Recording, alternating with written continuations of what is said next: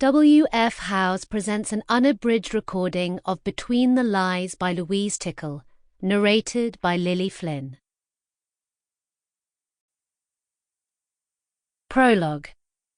7th of October, 1998. The electric glare of a too-bright bulb bleaches the room. The backs of Cherry's legs sweat into the armchair he'd sat her in before getting started. Her socks are damp and itchy, and her red blonde hair is wet with sweat and tears. Her yellow party dress is soaked and reeks of pee from her accident earlier. The puddle, she observes, has spread across the carpet. Her mum is lying in it, slumped on the floor. Marianne moans. Cherry looks out from deep inside the armchair. Her eyes are doing something strange because everything in the room looks further away than usual. She decides to count up what she can see. Numbers 1 and 2, clumps of her mother's hair, the blood drying now. One long red tress lies across Cherry's lap. The other is by the door.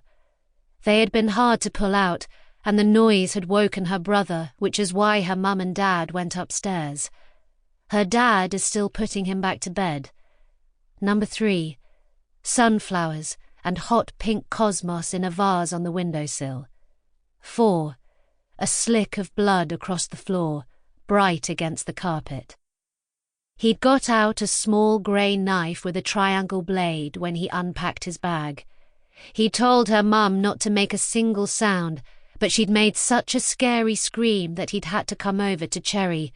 2 slashes on her cheek, and he'd held her chin and done it fast.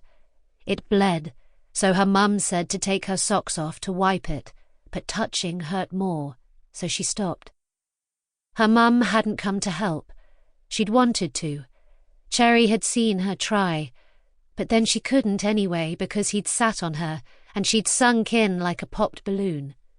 He'd used the grey knife again, and her mum had breathed and managed not to make a sound. And then he'd held her hair scrunched in his hands and wrenched her head back and forward, and blood flew everywhere, all over the living room and the telly, which was still on, and all over Cherry too.